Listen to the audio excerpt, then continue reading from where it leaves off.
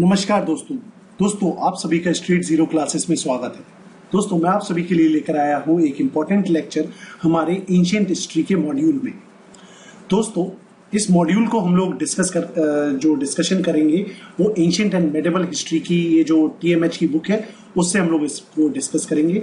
और अगर as far as इसके अगर हम ऑब्जेक्टिव की बात करें, गोल की बात करें कि why are we discussing this, तो जो हमारे फर्स्ट टाइम व्यूअर हैं उनको मैं बताना चाहूंगा, एक तो इस बुक में जो कवरेज किया गया है वो काफी लूसिड वे में किया गया है। सेकेंड ऑफ ऑल, एंशिएंट और मेडिवल इंडिया के जो क्वेश्चंस होते हैं वो काफी सिग्निफिकेंट होते हैं हमारे किसी भी गवर्नमेंट एग्जाम में। That is why it is important to discuss ancient and medieval India.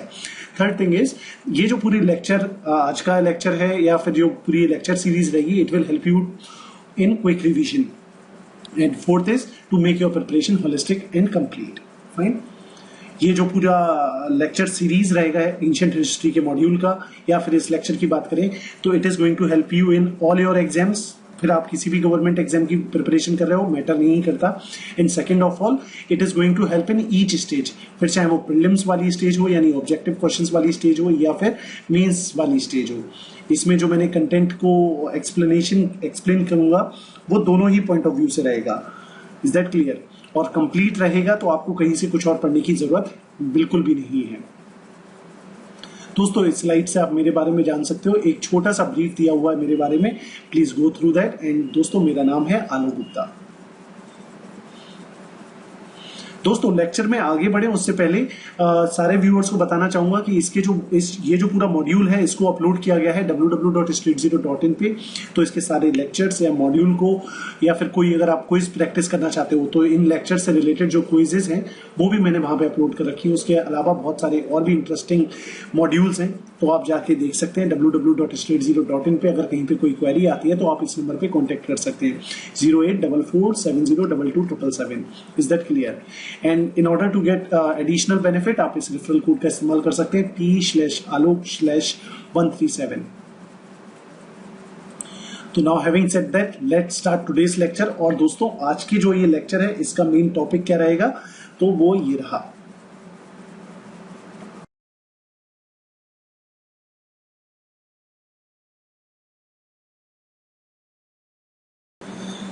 हाँ तो दोस्तों जैसा कि अभी आपने इंट्रोडक्शन में देखा कि आज का ये जो लेक्चर रहेगा हमारा, that is going to be on ancient India. मतलब आज का ही नहीं, इनफैक्ट ये जो पूरी सीरीज चलने वाली है वो आपकी एंशिएंट इंडियन हिस्ट्री पे ही है। अगर हम बात करें एंशिएंट इंडियन हिस्ट्री में तो आज के ये जो लेक्चर है इसमें हम बात करने वाले हैं प्री हिस्ट्री फेज के बारे में। किसके बारे में? Pre history phase. मतलब अगर मैं आपको बताऊं, जैसा कि मैंने आपको सिलेबस के दौरान भी बताया था कि जो आपकी हिस्ट्री होती है उसको just for the study point of view, ऐसा कोई क्लियर डिमार्केशन नहीं होता है कि ये एंशिएंट हिस्ट्री है, ये मेडिवल हिस्ट्री है और ये मॉडर्न हिस्ट्री है।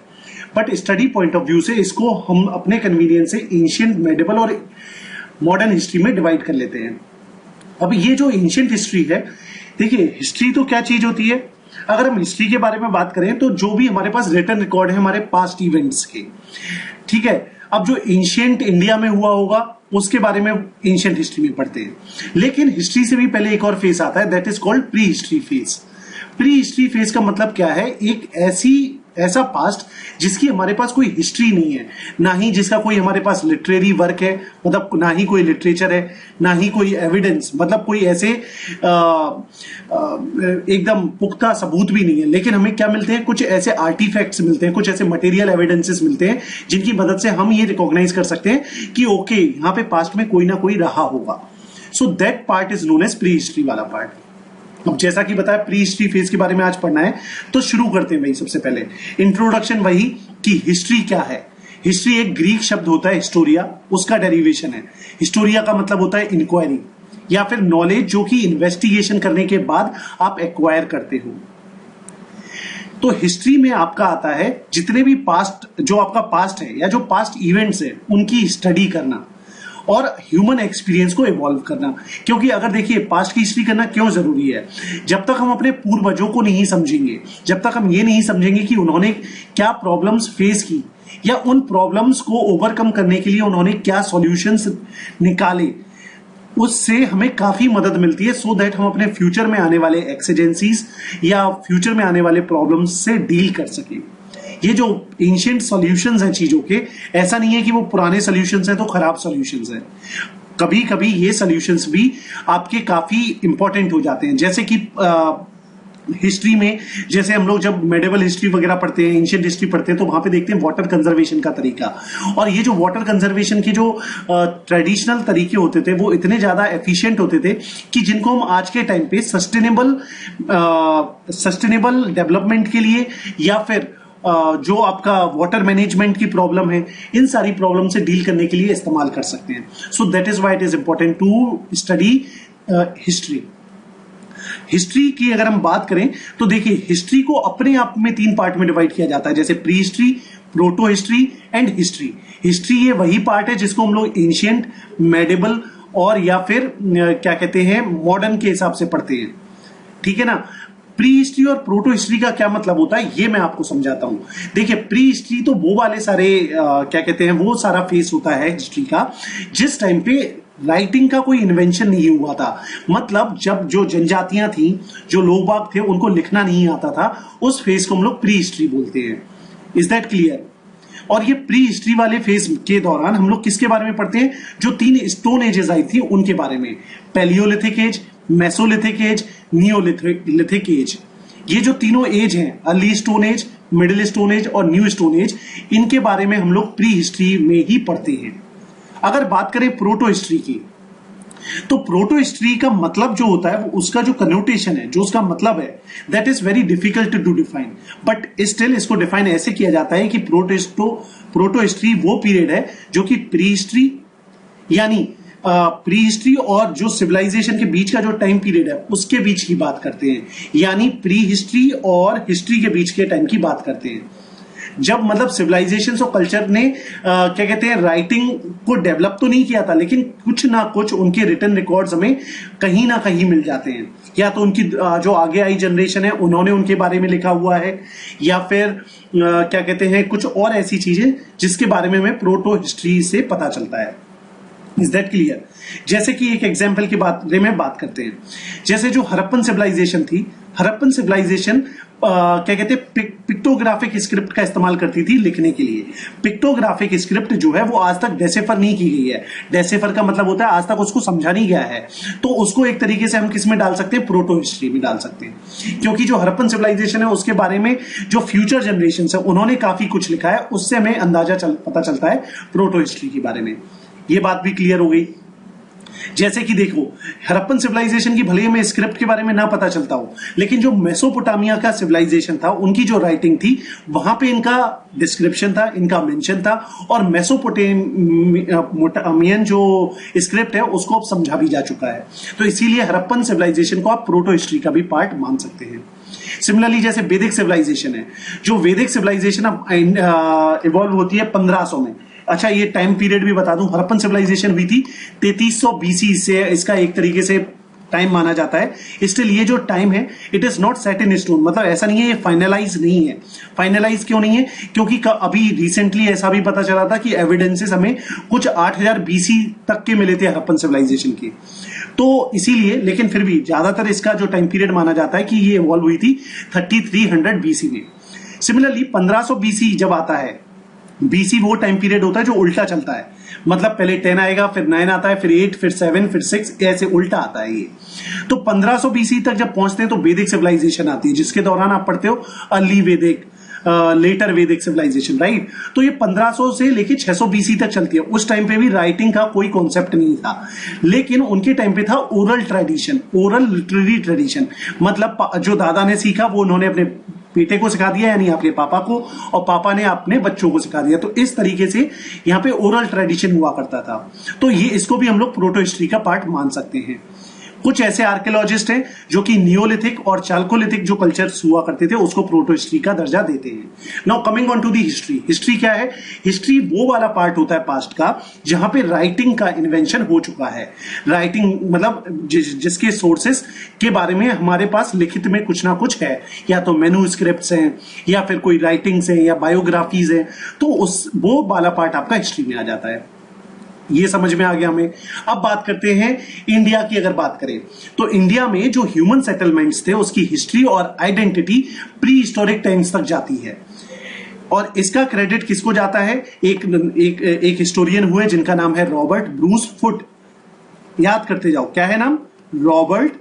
देखिए हिस्ट्री में रटने की ही चीजें ज्यादा हैं, तो प्लीज याद करते जाइए। रॉबर्ट ब्रूस फुट जो हैं, उन्होंने सबसे पहला पैलियोलिथिक, पैलियो का मतलब क्या होता है मैं बताता हूं, अभी 1 मिनट रुकना। पैलियोलिथिक, इसको लिख लेते हैं, पैलियोलिथिक। तो पैलियो का मतलब होता है अर्ली, लिथिक का मतलब होता है स्टोन। तो रॉबर्ट ब्रूस फुट ने सबसे पहला पैलियोलिथिक टूल डिस्कवर किया था इंडिया में, जिसका नाम दिया गया पल्लावरम हैंडेक्स। ये इन्होंने डिस्कवर किया था। तो इससे हमें इंडिया के प्री हिस्टोरी फेज के बारे में पता चलता है। उसके अलावा मॉर्टिमर व्हीलर का जो कंट्रीब्यूशन है वो भी इक्वली सिग्निफिकेंट है, क्योंकि ये भी हमारी जो प्री हिस्ट्री की नॉलेज है उसको काफी इनरिच करते हैं। अब अगर हम जियोलॉजिकल जो टाइम जोन होता है, ज्योग्राफी में अगर आप लोगों ने पढ़ा होगा कि जो जियोलॉजिकल टाइम स्केल्स होती हैं उसके बेसिस पे डिवाइड करें, जियोलॉजिकल एज के हिसाब से देखें, तो इंडिया में जो प्री हिस्टोरिक फेज है उसको हम लोग स्टोन एजेस बोलते हैं। क्यों स्टोन एज बोलते हैं? क्योंकि उस टाइम के में स्टोन के टूल्स मिलते हैं, इसीलिए इसको स्टोन एज का नाम दिया गया।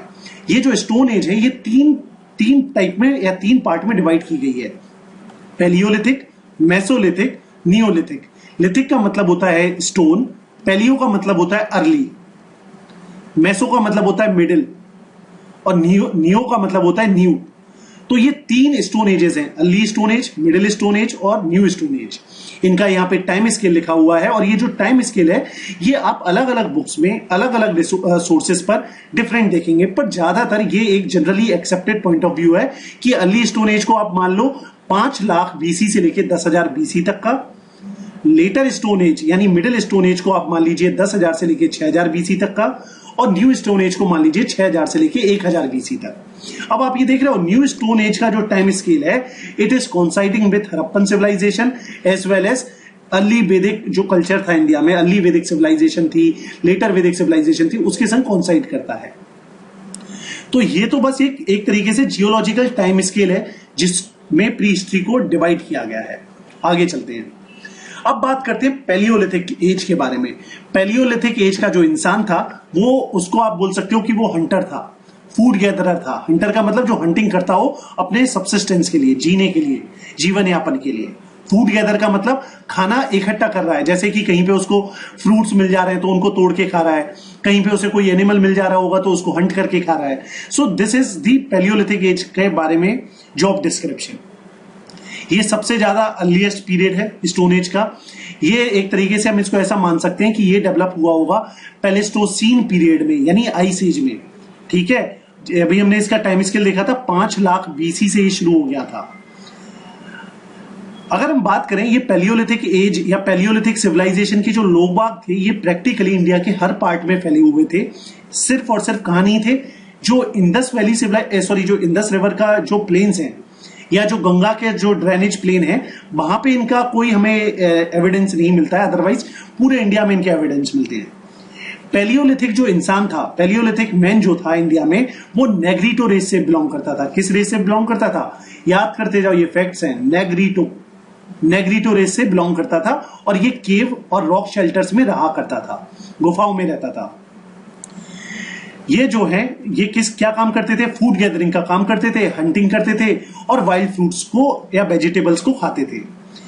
जो पैलियोलिथिक मैन था इसके पास ना ही एग्रीकल्चर की नॉलेज थी, कैसे खेती की बाड़ी की जाती इनको नहीं पता था, घर वगैरह कैसे बनाए जाते इनको नहीं आता था, ना इनको ये आता था कि भाई पॉटरी मतलब जो मटके वगैरह होते ना वो बनाना आता था, और ना ही किसी मेटल का काम करना आता था।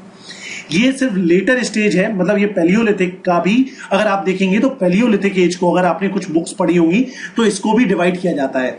इसको डिवाइड किया जाता है early palaeolithic age, middle palaeolithic age और लेटर पैलियोलिथिक एज। तो जो पैलियोलिथिक एज का जो लेटर टाइम पीरियड था उसमें जाके जो मैन है उसको फायर की नॉलेज मिलती है, आग की नॉलेज मिलती है। याद रखना, तो अगर ऐसा आता है कि भैया fire was discovered by humans in what age, तो याद रखना it is in the palaeolithic age, that also in the later period. अच्छा, उसके बाद यहाँ पे इस टाइम का जो इंसान था वो किस टाइप के टूल्स का इस्तेमाल करता था, बिकॉज जो ये पूरा आप क्लासिफिकेशन देख रहे हो प्री स्टोरी फेज का, that is classified on the basis of the tools which we found, right. तो जैसे टूल्स थे अनपॉलिश्ड या अनड्रेस्ड रफ स्टोन्स थे। इनके कुछ एग्जाम्पल याद कर लो, hand axe, cleaver, chopper, blade, burin, scrapers. ये जो स्टोन टूल्स हुआ करते थे ये बने हुए होते थे, एक पत्थर होता है जिसका नाम है क्वार्टजाइट। किसका? क्वार्टजाइट के बने हुए होते थे, तो इसीलिए पैलियोलिथिक मैन को क्वार्टजाइट मैन भी बोला जाता है।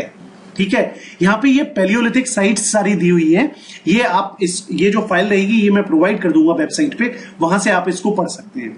ठीक है, तो जैसे मैंने बताया lower Palaeolithic, middle and upper Palaeolithic, ये सारी यहाँ पे साइट्स आपको दी हुई है, प्लीज आप इसको देख लेना। आगे चलते हैं। ये जो टूल्स की हम लोग बात कर रहे थे, ये टूल्स कुछ इस तरीके के दिखते हैं पैलियोलिथिक टूल। जैसा कि मैंने बताया पैलियोलिथिक एज को 3 पार्ट में डिवाइड किया गया है depending upon the tools. Again, एक है अर्ली या लोअर पैलियोलिथिक एज, फिर है मिडिल और फिर है लेट या अपर पैलियोलिथिक एज। मतलब इस तरफ अगर ऐसे चलते हो तो ये मॉडर्निटी की तरफ आ रहे हो आप। ठीक है, मॉडर्निटी यानी प्रेजेंट की तरफ आ रहे हो। सबसे पहले ये आया, फिर ये आया और फिर ये आया। जो लोअर पैलियोलिथिक टाइम पीरियड था उस टाइम पे हैंड एक्स, चॉपर्स और क्लीवर्स का इस्तेमाल किया जाता था चॉपिंग, डिगिंग और स्किनिंग करने के लिए। जबकि मिडिल अगर पैलियोलिथिक की बात करें तो यहाँ पे जो स्टोन टूल्स थे वो थोड़े से रिफाइन हो जाते हैं और थोड़े से अच्छे टाइप के लगने लगते हैं, जैसे कि flakes, scraper, borer, points and blade like tools. अगर अपन पैलियोलिथिक की बात करते हैं तो यहाँ पे पैरेलल साइडेड ब्लेड्स, बुरिन्स और बोन टूल्स मिलते हैं। अगर हम बात करें अर्ली या लोअर पैलियोलिथिक की तो इसकी कुछ साइट्स हैं, उनका नाम याद रखो। जैसे पाकिस्तान में सोहान रिवर वैली है या सोहान है, वहां पे कश्मीर में थार डेजर्ट में, उसके अलावा हिरान वैली जो कि गुजरात में है, उसके अलावा मध्य प्रदेश की जो भीमबेटका रॉक शेल्टर्स हैं वहां पे, या फिर यूपी में जो बैलान वैली है ना मिर्जापुर में, वहां पे इसके एविडेंसेस मिलते हैं। क्लियर है? इसका टाइम पीरियड की अगर हम बात करें तो 5 लाख से 50,000 बीसी तक, और ये आइस एज के ज्यादातर पार्ट में ये फैला हुआ था। तो ये हो गया आपका लोअर पैलियोलिथिक या फिर क्या कहते हैं अर्ली पैलियोलिथिक एज। मिडिल की भी अगर हमने बात करें तो इसके एविडेंसेस देखिए। और एक और बात याद रखना, अगर कोई साइट है तो ऐसा भी हो सकता है कि सेम साइट पे आपको अर्ली, फिर उसके बाद मिडिल और फिर लेटर के एविडेंसेस मिले, तो कंफ्यूज मत होना। Same site can be an example for different ages. तो जो मिडिल पैलियोलिथिक वाला टाइम पीरियड है इसके एविडेंस मिलते हैं सोहान, नर्मदा, उसके अलावा तुंगाभद्रा रिवर वैलीज में, पोटबार प्लेट्यू जो इंदस और झेलम के बीच में है, संघाव केव जो कि पेशावर पाकिस्तान में है। इसका टाइम पीरियड की अगर बात करें तो 50,000 से लेके 40,000 बीसी तक। ये जो फेज है मिडिल पैलियोलिथिक का, ये स्टैब्लिश किया गया था 1960 में HD संकालिया हिस्टोरियन के द्वारा, और इन्होंने इसका नाम दिया था नेवासान इंडस्ट्री। क्या नाम दिया था? नेवासान इंडस्ट्री। क्यों दिया था? क्योंकि जो नेवासा की साइट है महाराष्ट्र में, ये आइडेंटिफाई, ये इसको फाउंड किया था और इसके बेसिस पे इस फेज को नेवासन इंडस्ट्री फेज का नाम दिया गया। तीसरा फेज आता है आपका लेटर पैलियोलिथिक, जिस टाइम पे पैरेलल साइड की ब्लेड्स मिलती हैं। इसके एविडेंसेस मिलते हैं Andhra Pradesh, Karnataka, Maharashtra, central MP, southern UP, Chota Nagpur plateaus, इन सब से मिलते हैं। लेकिन अगर हम बात करें जो इस टाइम पे बोन टूल्स यानी हड्डियों के जो क्या कहते हैं औजार हुआ करते थे, वो मिलते हैं हमें कर्नूल से। कर्नूल जो केव साइट है वहां से मिलते हैं हमें इसके। उसके अलावा मुच्चाटला, चिंतामणि, गावी इन आंध्र प्रदेश। इसका टाइम पीरियड रहा है 40,000 से 10,000 बीसी, और इस टाइम पे होमोसेपियंस जो होते हैं जिनको ह्यूमंस बोला गया, वो इसी फेज में ऐसा माना जाता है इवॉल्व हुए हैं। ये जो है ये आपका लेटर पैलियोलिथिक वाला phase, it coincide with the ice age when the climate it coincide with the last phase of the ice age, जब क्लाइमेट थोड़ा कंपैरेटिवली वार्म और लेस ह्यूमिड होता है। मेरे ख्याल से आपको ये समझ में आ गया होगा कि पैलियोलिथिक को 3 पार्ट में डिवाइड किया गया है depending upon the tools which we found as an evidence. Time periods are, इसका जैसे अगर मैं बात करूं, इसका टाइम पीरियड है आपका 5 लाख से लेके 50,000 तक। ठीक है, इसका टाइम पीरियड है 50,000 से लेके 40,000 बीसी तक, और इसका जो टाइम पीरियड है दैट इज 40,000 से लेके 10,000 बीसी तक। ठीक है, क्लियर हो गया? जो इनकी साइट्स हैं उनके ऊपर मैप के थ्रू आप याद करने की कोशिश करना, ज्यादा आसानी होगी। अब बात करते हैं mesolithic age. Now in the profession of the man is slightly difference, there is a slight difference in the profession of the man of the mesolithic age. यहां पे भी जो ह्यूमन है वो अभी भी हंटर तो है ही है, पर साथ साथ वो हर्डर हो गया है। मतलब अब वो जो पहले सीधा हंट करके खा जाता था, अब वो एनिमल्स को थोड़ा सा हर्डिंग करने लगा, एक तरीके से उनका डोमेस्टिकेशन टाइप्स करने लगा। तो ये हो गया अपना मेसोलिथिक एज वाला टाइम पीरियड। इस टाइम के अगर आप टूल्स देखते हो तो देख रहे हो थोड़े से रिफाइंड टूल हो गए हैं, ठीक है। तो अब हम बात करते हैं मेसोलिथिक एज के बारे में। मेसोलिथिक एज ये एक इंटरमीडिएट स्टेज कहलाती है स्टोन एज में। क्यों? क्योंकि ये जो आप देख रहे हो सबसे पहले पैलियोलिथिक आती है और फिर बाद में नियोलिथिक आती है। तो मेसोलिथिक बीच में है, इसलिए इसको इंटरमीडिएट स्टेज बोलते हैं। उसके अलावा अगर हम बात करें मेसोलिथिक की या फिर नियोलिथिक कल्चर की, दोनों के दोनों बिलोंग करते हैं होलोसीन एरा से। जैसे बताया था ना, पैलियोलिथिक करता है पेलिस्टोसीन, ये वाला जो है मेसोलिथिक और नियोलिथिक ये होलोसीन एरा से दोनों के दोनों बिलोंग करते हैं। मेसोलिथिक मैन हंटिंग भी करने लगा, फिशिंग करने लगा, फूड गैदरिंग करने लगा, और लेटर स्टेज में जैसे कि बताइए हेडर्स हैं, यानी ये डोमेस्टिकेशन करना इन्होंने शुरू कर दिया। जो सबसे ज्यादा यूनिक एस्पेक्ट है मेसोलिथिक एज का, यहां पे जो टूल की साइज थी वो छोटी हो जाती है। मेसोलिथिक एज में टूल की साइज जो है वो छोटी हो जाती है, और यहां पे जो टूल्स हैं उनको बोला जाता है माइक्रोलिथ। माइक्रोलिथ का मतलब क्या होता है? छोटे मिनिएचर स्टोन टूल्स, ठीक है। तो माइक्रोलिथ अगर कोई पूछता है किस स्टेज या किस एज से बिलोंग करते हैं हिस्ट्री के, तो याद रखना है इट इज मेसोलिथिक एज। ये जो माइक्रोलिथ के टूल बने हुए होते थे, ये आपके बने होते थे क्रिप्टो क्रिस्टलाइन सिलिका के, कैल्सिडोनी के और शर्ट के। जैसे हमने देखा पैलियोलिथिक में क्वार्टजाइट के बने हुए थे, यहां पे ये जो टूल्स हैं वो सिलिका, कैल्सिडोनी, शर्ट, और इनका जो शेप हुआ करता था वो ज्योमेट्रिकल और नॉन ज्योमेट्रिकल, यानी रेगुलर इरेगुलर दोनों ही टाइप का होता था। ये अपने आप में टूल्स तो थे ही थे, उसके अलावा मतलब जैसे अगर मान लीजिए कोई एक रॉक लिया, उसका टूल तो बना ही दिया, पर यहाँ पे कुछ कंपोजिट टूल्स भी देखने को मिलते हैं, जैसे कि एरोज। तो एरो में ये जो पीछे का पार्ट है ये बना हुआ है आपका लकड़ी से, और इसके ऊपर लगा दिया आपने स्टोन। तो ये भी एक चीज देखने को मिलती है कि यहाँ पे कंपोजिट टूल्स देखने को मिलते हैं, जैसे spear head, arrow head, sickles, ठीक है ना। उसके अलावा अगर कुछ और बात की जाए मेसोलिथिक एज की, तो मेसोलिथिक एज में भी पॉटरी जो है ज्यादातर तो एब्सेंट थी, लेकिन पॉटरी के जो एविडेंस है वो कहीं कहीं पे मिलते हैं। जैसे गुजरात का गुजरात का जो लांगनंज नाच है, वहां पे इसके एविडेंस मिलते हैं, और जो यूपी का मिर्जापुर है उसका कैमूर रीजन में भी पॉटरी के एविडेंस मिलते हैं फ्रॉम द मेसोलिथिक साइट्स और फ्रॉम द मेसोलिथिक फेज, ठीक है। अगर हम बात करें इनके लास्ट फेज की, मेसोलिथिक के लास्ट फेज की, तो देखिए सबसे पहले ये लोग भी क्या कर रहे थे? हंटिंग, फिशिंग वगैरह कर रहे थे। बाद में इन्होंने डोमेस्टिकेशन शुरू किया, और ऐसा बोला जाता है, ऐसा माना जाता है कि इनका जो लास्ट फेज रहा होगा तो इन्होंने प्लांट कल्टीवेशन भी करना शुरू कर दिया था। उसके अलावा तो हमने देखा थोड़ी सी पॉटरी करने लगे, थोड़ा सा प्लांटेशन करने लगे, और थोड़ी सी ये आर्ट वगैरह में भी दिलचस्पी देने लगे। रॉक आर्ट शुरू होती है इसी एज में, इसी प्री हिस्ट्री के फेज में।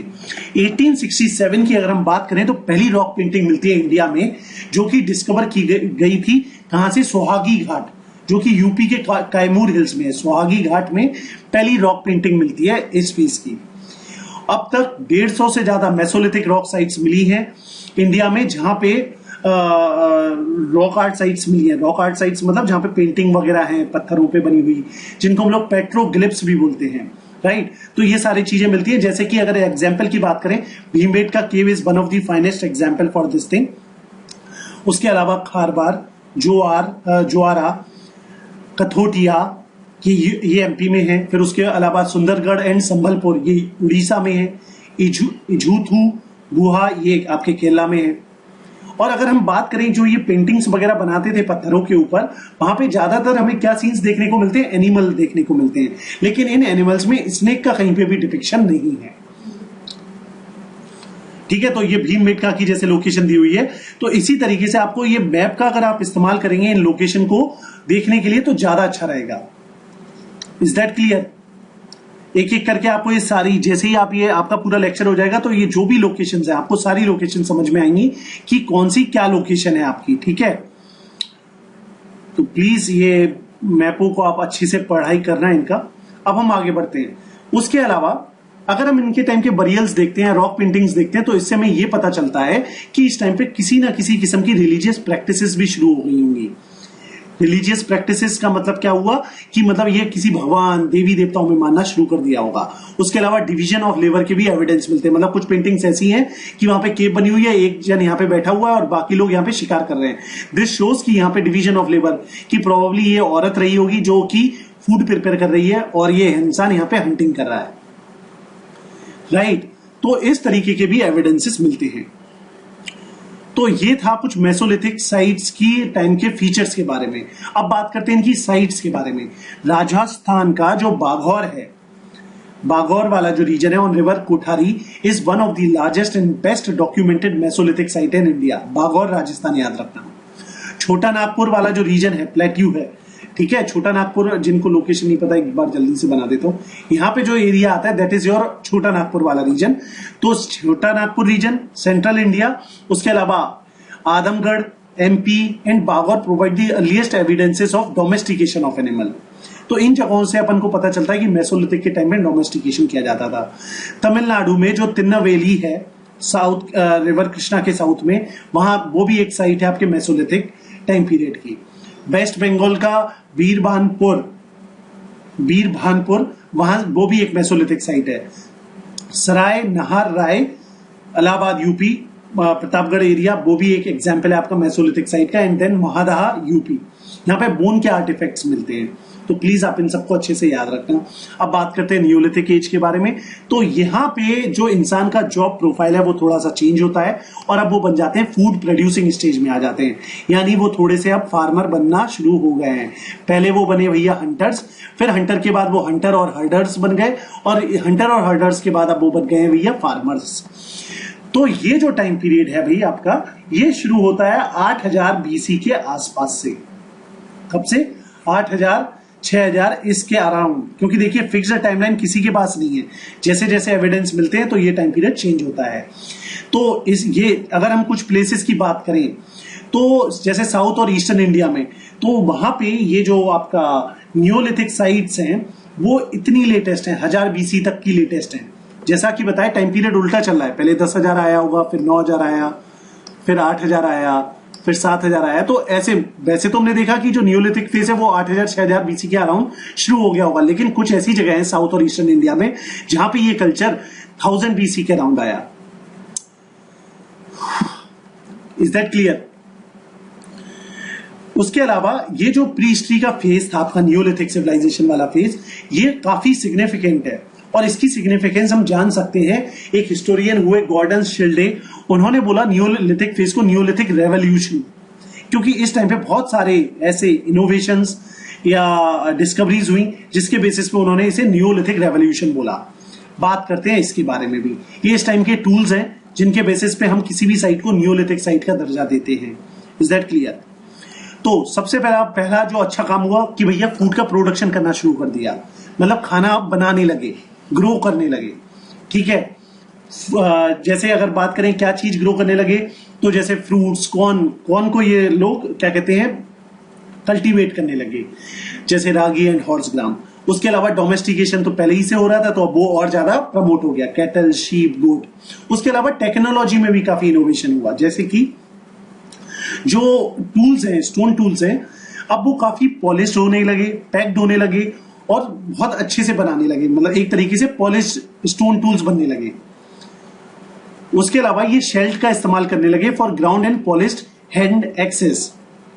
अगर हम बात करें इस टाइप पे कि किस टाइप की एक्सेस मिलती है, तो 3 इंपॉर्टेंट एरियाज हैं जहां से अलग अलग टाइप की एक्सेस मिलती है हमें। जैसे कि नॉर्थ वेस्टर्न जो इंडिया है वहां से हमें मिलती है rectangular axes, north eastern India में पॉलिश स्टोन एक्सेस मिलती है, और सदर्न इंडिया में हमें मिलती है एक्स विथ ओवल साइड्स और पॉइंटेड बट।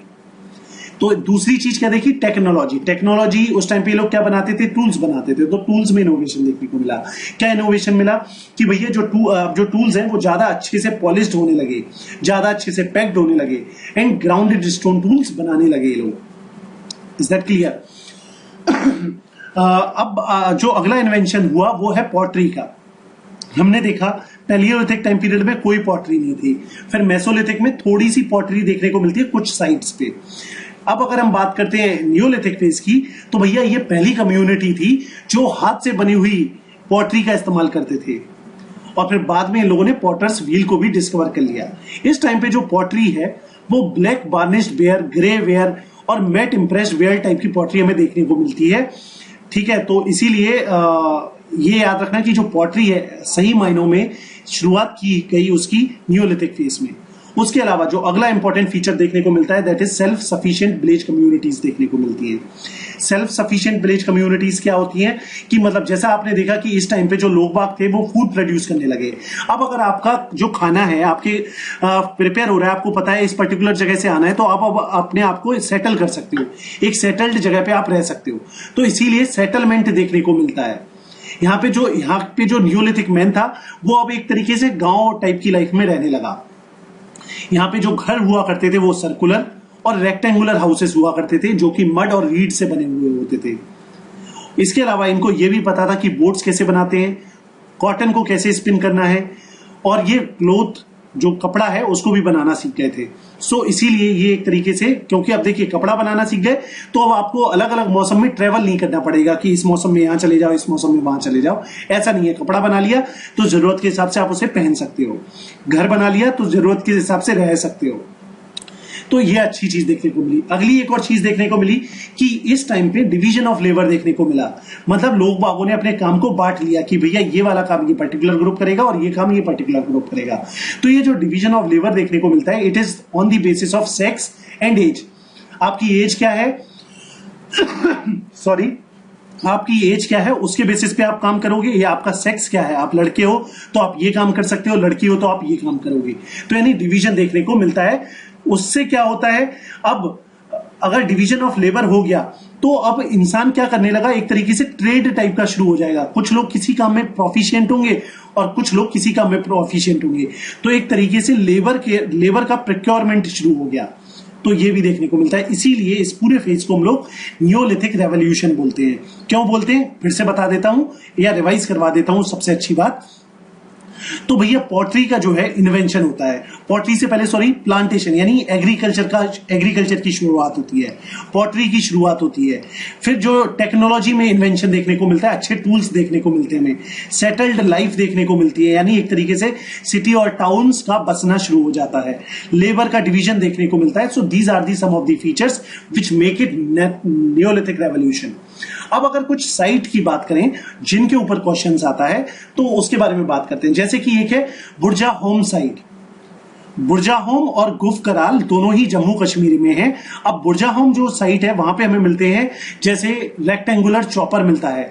वहां पे हमें ऐसा मिलता, एक ऐसी साइट मिलती है जहां पे जो इंसान है उसको उसके कुत्ते के साथ ग्रेव में दफनाया गया है। तो इससे हमें यह पता चलता है शायद उस टाइम पे डोमेस्टिकेशन किया जाता होगा। गुफकराल वाली जो साइट है तो यहाँ पे हमें pit dwelling, stone tools, graveyards वगैरह मिलते हैं। अगली जो साइट है दैट इज मस्की, ब्रह्मागिरी, पिकली हाल एंड टेकला कोटा। ये सारे के सारे कर्नाटका में हैं। कहां पे हैं? कर्नाटका। तो याद रखना मस्की, ब्रह्मागिरी, पिकली हाल एंड टेकला कोटा। पिकली हाल जो जगह है वहां से कैटल हर्डिंग के हमें एविडेंसेस मिलते हैं। बुधी हाल जो जगह है वहां पे हमें community food preparation and feasting का प्रूफ या एविडेंस मिलता है बुधियाल में। तीसरी जो साइट है दैट इज तमिलनाडु का पय्यमपल्ली और आंध्र प्रदेश का उतनूर। ये भी नियोलिथिक साइट्स है। मेघालय का गारो हिल्स, बिहार में चिरांद, ठीक है। और जो ये बिहार वाली साइड है चिरांद, यहां पे हमें बोन इंप्लीमेंट्स मिलते हैं, मतलब बोन्स के बने हुए कुछ सामान मिलते हैं।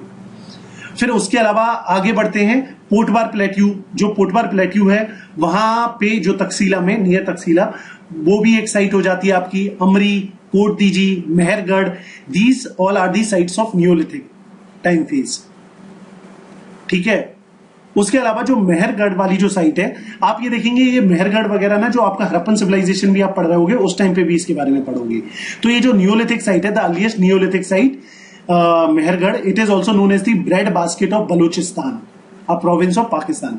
कोल्डी हवा जो बेलान वैली में है, ठीक है, कोल्डी हवा बेलान वैली में है। यहाँ पे हमें थ्री फोल्ड, मतलब यहाँ पे हमें नियोलिथिक के भी एविडेंस मिलते हैं, चालकोलिथिक के भी मिलते हैं, और जब बाद में आयरन एज आएगा उसके एविडेंसेस मिलते हैं।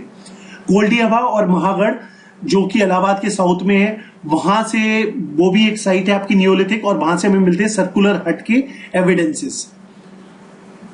और ये वही जगह है जहां से हमें राइस कल्टीवेशन, पूरी दुनिया में जो राइस कल्टीवेशन का सबसे पहला अर्लीस्ट, सबसे पहली बार अगर कहीं पे राइस कल्टीवेशन शुरू हुआ होगा तो उसकी वो यहीं पे उसके एविडेंस मिलते हैं, कोल्डी हवा एंड महागढ़ में। चौपानी एंड मांदो, यहां पे पॉटरी के एविडेंस मिलते हैं बेलान वैली में। Belan valley on the northern spurs of Vindhyas and the middle part of the Narmada valley, यहां पे मिलते हैं evidence of all the three phases of palaeolithic, mesolithic और न्यूलिथिक। तो ये जगह थोड़ी ज्यादा सी हो गई, एक बार फिर से रिवाइज करवा देता हूं। तो देखिए, बुरजाहम और गुफकराल जम्मू कश्मीर में, मस्की, ब्रह्मागिरी, पिकलियाल, बुधियाल एंड टेकलाकोटा कर्नाटका में। कैटल हर्डिंग के एविडेंस पिकलियाल से मिलते हैं, बुधियाल से हमें कम्युनिटी फूड प्रिपरेशन मिलता है। तमिलनाडु का पय्यमपल्ली, उत्तर प्रदेश का उतनूर, मेघालय का गारो हिल्स, बिहार में जो चिरांद जगह है वहां से बोन इम्प्लीमेंट्स के हमें इम्प्लीमेंट मिलते हैं। उसके अलावा जो सराय खोला है तक्षशिला में, अमरी है, कोट दीजी है, महागढ़ है, मेहरगढ़ है, ये सारे जगह भी आपकी साइट है न्यूलिथिक। इनको ब्रेड बास्केट ऑफ बलूचिस्तान के नाम से जाना जाता है, मेहरगढ़ को। कोल्डी हवा जो है, कोल्डी हवा एक स्पेशल जगह है बेलान वैली में, जहां पे आपको न्यूलिथिक, चालकोलिथिक और आयरन एज सेटलमेंट्स के एविडेंस मिलते हैं। ठीक है। और महागढ़ एक ऐसी जगह है इलाहाबाद यूपी में, जहां पे हमें राइस कल्टीवेशन के अर्लीस्ट एविडेंस मिलते हैं। बेलान वैली में हमें पॉटरी के एविडेंस मिलते हैं, चौपनी मांदो वाली नाम की जगह पे। क्लियर हो गया? तो इस तरीके से आपकी जो स्टोन एजेस थी, पैलियोलिथिक, मेसोलिथिक और न्यूलिथिक समाप्त होती है। अब आपका होता है चालकोलिथिक एज। तो देखिए, चालकोलिथिक एज का जो टाइम पीरियड है जनरली उसको 3000 बीसी से हम लोग डेटेड करते हैं कि 3000 बीसी से ये शुरू हुई होगी चालकोलिथिक एज। इसको चालकोलिथिक एज, अब आप बोल रहे होगे कि सर अभी तो आपने बोला न्यूलिथिक एज थी 6000 से 8000 के अराउंड से शुरू हो गई थी, तो फिर आप अभी ये चालकोलिथिक कैसे बोल रहे? देखिए, किसी भी एज का नाम दिया गया है उस टाइम के टूल्स या आर्टिफैक्ट्स को देख के। तो इस टाइम के अराउंड हमें क्या मिलते हैं? कॉपर के बहुत सारे टूल्स मिलते हैं, कॉपर के हमें आर्टिफैक्ट्स मिलते हैं, तो इसीलिए इसको चालकोलिथिक एज या कॉपर स्टोन एज का नाम दिया गया। Chalco is copper, lithic is stone, so copper stone age. ये टाइम पीरियड चलता है 3000 से 500 बीसी तक, और इसी दौरान आपका हरप्पन सिविलाइजेशन, यानी हरप्पन सिविलाइजेशन इसी एज में रहा होगा। आपका जो अर्ली वैदिक पीरियड है वो इसी टाइम पीरियड पे रहा होगा। लेटर वैदिक पीरियड है वो इसी एज में रहा होगा। Is that clear? Chalcolithic age में सबसे अच्छी बात जो देखने को मिलती है कि स्टोन टूल्स के साथ मेटल का इस्तेमाल होता है। जो सबसे पहला मेटल इस्तेमाल हुआ वो था कॉपर। उसके अलावा कुछ ब्रॉन्ज के भी एविडेंसेस मिले हैं। ब्रॉन्ज एक अलॉय होता है जो कॉपर से बनाया जाता है, कॉपर और टिन से बनाया जाता है, ठीक है ना। तो ऐसा पता चलता है टेक्नोलॉजिकली जो चालकोलिथिक एज थी वो हम बोलते हैं हरप्पा से पहले वाले फेज के लिए बोलते हैं, लेकिन इसमें हरप्पा सिविलाइजेशन भी आ जाता है। But in various parts of the country it appears after the end of the bronze Harappa culture. तो ऐसा बोलते हैं, कहीं कहीं पे प्री हरप्पा मानते हैं, कहीं पे आफ्टर हरप्पा मानते हैं, तो that is fine. Chalcolithic culture जो है वो कंटेम्पररी रहा है हरप्पन कल्चर का। कहीं कहीं पे जो चालकोलिथिक कल्चर है वो हरप्पन कल्चर से पहले था, कहीं कहीं पे वो बाद में था, पोस्ट हरप्पन था। अगर हम pre Harappan Chalcolithic culture sites की बात करें तो गणेश्वर जो राजस्थान में है, ठीक है। उसके अलावा राजस्थान का कालीबंगान, हरियाणा का बनावली और सिंध में जो कोट दीजी है, ये सारी साइट्स हरप्पन साइट्स भी कहलाती हैं। तो ये आपकी Harappan Chalcolithic culture, pre Harappan Chalcolithic culture sites हैं। अगर हम बात करें चालकोलिथिक जो पीपल थे वो क्या काम करते थे, तो ये डोमेस्टिकेशन करते थे। किसका? काऊ का, शीप का, गोट का, पिग का, बफेलोज, और ये डियर वगैरह को हंट करते थे। उसके अलावा ये बीफ खाते थे लेकिन पॉक नहीं खाते थे। उसके अलावा ये हॉर्सेस को नहीं जानते थे, घोड़े कैसे दिखते हैं, क्या होते हैं, इनको नहीं पता था। उसके अलावा एक और चीज जो इस टाइम पे नोटिस की गई कि यहाँ पे जो डोमेस्टिकेशन किया जा रहा था एनिमल का, उसको ये लोग स्लॉटर करके खा जाते थे रादर देन मिल्किंग इट। मतलब जैसे काऊ वगैरह है तो ये उसका मिल्क नहीं निकालते थे, डायरेक्ट उसको खा जाते थे, ठीक है। और ये जो प्रैक्टिस है ये आज तक चलती है। गोंड ट्राइब है बस्तर में, वो लोग आज तक इसी प्रैक्टिस का इस्तेमाल करते हैं कि डोमेस्टिकेटेड एनिमल्स को वो कुक कर देते हैं रादर देन मिल्किंग देम। उसके अलावा चालकोलिथिक फेज में हमें देखने को मिलता है व्हीट और राइस का इस्तेमाल। वो व्हीट और राइस को स्टेपल यानी रोजमर्रा में जो खाते हो ना आप लोग, उसके तौर पे इस्तेमाल करने लगे। उसके अलावा बाजरा, दाल, कुछ दाल थी जैसे कि lentil, black gram, green gram, grass P, इनका भी इस्तेमाल देखने को मिला। उसके अलावा अगर ईस्टर्न रीजन में बात करें, ईस्टर्न रीजन की जो चालकोलिथिक साइट है वहां पे फिश और राइस जो है वो खाया जाता था। ये लोग स्लैश एंड बर्न या झूम कल्टीवेशन का इस्तेमाल करते थे। ठीक है, तो ये याद रखना। अगर हम बात करें इनके टाइम की पॉटरी की बात करें तो ब्लैक एंड रेड पॉटरी का ये लोग इस्तेमाल या पॉपुलर थी बहुत ज्यादा। ब्लैक एंड रेड पॉटरी ये वही पॉटरी है जो हड़प्पन सिविलाइजेशन के साथ अटैच्ड है। मतलब इसमें क्या किया जाता है कि जो पूरा मटका है वो रेड कलर का बना हुआ है और ब्लैक कलर से उस पर डिजाइन बना दिया। सो this is black and red pottery which coincide with the Chalcolithic culture. उसके अलावा जो पॉटरी थी वो पॉटर व्हील्स की मदद से बनाई जाती थी और इनको पेंट किया जाता था व्हाइट लाइम डिजाइन से। ठीक है, और ये फैक्ट लिखा हुआ है कि जो फीमेल पॉटर्स हुआ करते थे वो पॉटर व्हील का इस्तेमाल नहीं करते थे, सिर्फ मेन लोग करते थे। अब आगे कुछ फीचर्स के बारे में बात करते हैं। जैसे कि चालकोलिथिक एज जो लोग बाग थे वो बर्न्ड ब्रिक का इस्तेमाल नहीं करते थे और वो ऐसे घरों में रहते थे जो मड ब्रिक से बनाए हुए होते थे। विलेज बेस्ड इकोनॉमी थी क्योंकि सेटल्ड लाइफ पहले ही शुरू हो चुकी है न्यूलिथिक एज में, तो विलेज बेस्ड इकोनॉमी थी। इनको लिखना नहीं आता था। जो घर बार हुआ करते, जो गांव हुआ करता था वो काफी छोटा हुआ करता था और जो हट्स हुआ करती थी क्लोज रहती थी एक दूसरे के। ये लोग अपना खाना कुक करते थे। उसके अलावा कुछ अर्थ जिसको हम लोग धरती माता नहीं बोलते हैं, अर्थ गॉडेसेस, उसकी इमेजेस मिलती है, small clay images of earth goddesses. तो इसका मतलब हमें ये समझ में आता है कि इन लोगों ने ये जो धरती माँ है उसको पूजना शुरू कर दिया था क्योंकि भाई वो उससे उन लोगों को फूड मिलता था शायद इसलिए।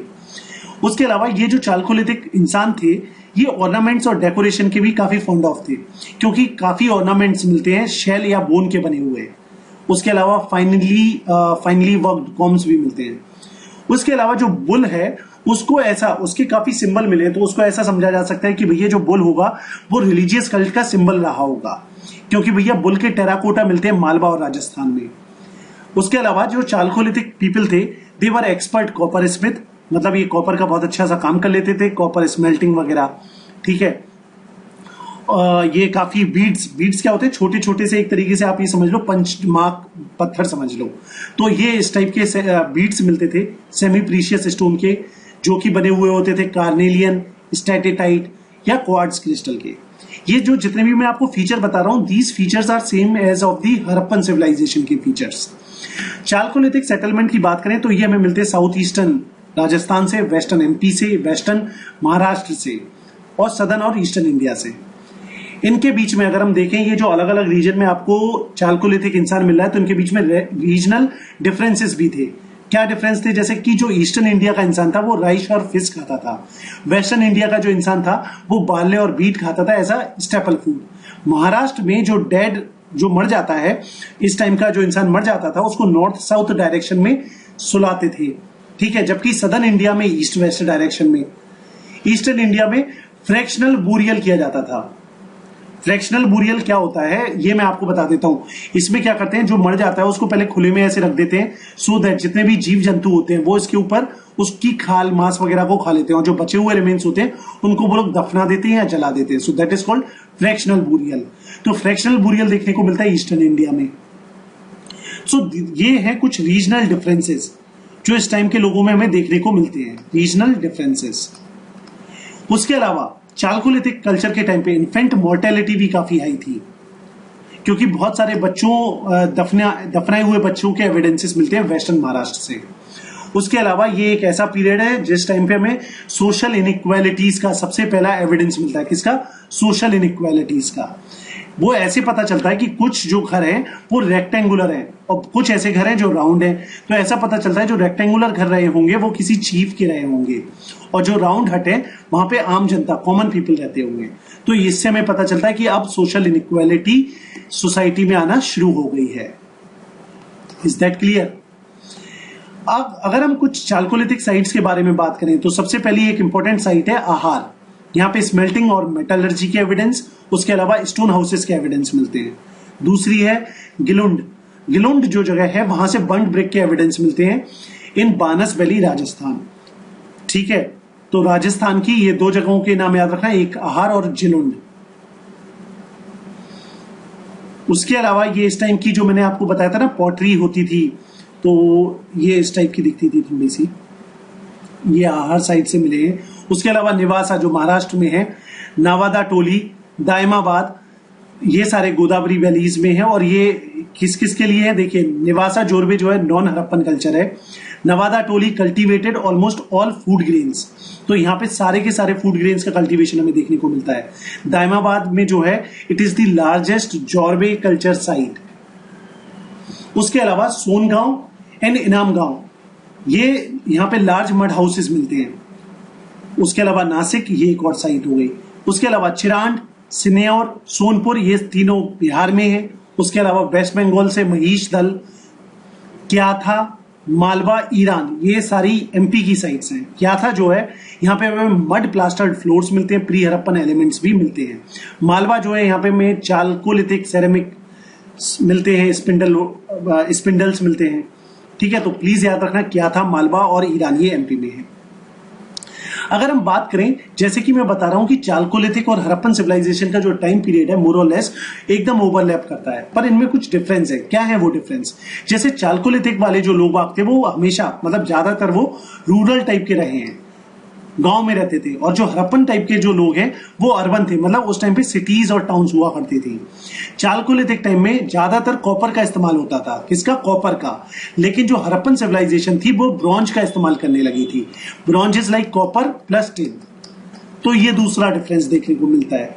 तीसरा डिफरेंस है, चालकोलिथिक जो पीपल थे वो हिल एरियाज में या रिवर के आसपास रहते थे, जबकि जो हड़प्पन सिविलाइजेशन है ये भैया पहला अर्बनाइजेशन है, attend urbanisation on the basis of produce of from the flood plains. तो ये डिफरेंसेस हैं चालकोलिथिक और हड़प्पन सिविलाइजेशन में। तो इसी तरीके से जो हमने पूरा प्री हिस्ट्री फेज देखा, जिसमें आपका पेलियोलिथिक आ गया, मेसोलिथिक आ गया, चालकोलिथिक आ गया, उसके बाद नियोलिथिक आ गया और फिर चालकोलिथिक आ गया, ये आपका पूरा प्री हिस्ट्री फेज है।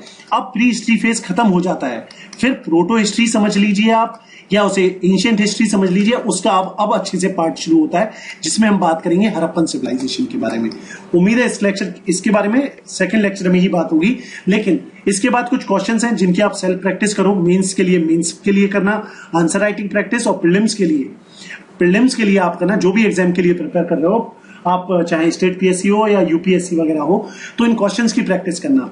दो तरीके से कर सकते हो, एक तो इस बुक की पीडीएफ में डायरेक्ट जाके कर सकते हो, या फिर ये सारे क्वेश्चंस की मैंने एक क्विज सीरीज बनाई हुई है बहुत अच्छी सी, वहां पे भी आप इसको प्रैक्टिस कर सकते हो। एक क्वेश्चन देख लें एग्जाम्पल के तौर पे, palaeolithic age, neolithic age, chalco, mesolithic. अब समझ में आ रहा है क्या है। पेलियोलिथिक एज में भैया क्या हुआ? Discovery of fire. Neolithic age में क्या हो गया? आपका tools for harvesting crops. Chalcolithic age में कॉपर, मेसोलिथिक एज में माइक्रोलिथ्स। देख रहे हो कितना आसान है करना। तो ऐसे ही प्रैक्टिस करते रहना। कोई डाउट आए तो कमेंट करके आप उससे पूछ लेना। Thank you. तो दोस्तों, इसी के साथ हमारा ये जो आज का लेक्चर था वो समाप्त होता है। उम्मीद करता हूं आपको आज का लेक्चर और ये जो सीरीज है काफी पसंद आ रही होगी। दोस्तों, इस लेक्चर को इत्मीनान के साथ और फुल कंसंट्रेशन के साथ देखने के लिए, अपना समय देने के लिए thank you very much. All the very best for your preparation. दोस्तों, अगर आपको ये लेक्चर अच्छा लगे या आपको कोई क्वेरी हो या फिर आपके पास कोई सजेशन हो जिसकी माध्यम से हम इस लेक्चर सीरीज को और ज्यादा अच्छा और उम्दा बना सकते हैं, कंप्लीट बना सकते हैं, तो आपके सजेशंस वेलकम है। आप मुझे अपने सजेशंस, क्वेरीज या कमेंट्स इस ईमेल आईडी पे street0199@gmail.com पर लिख सकते हैं। मिलेंगे दोस्तों नेक्स्ट लेक्चर में। टिल देन, बस विदानिया।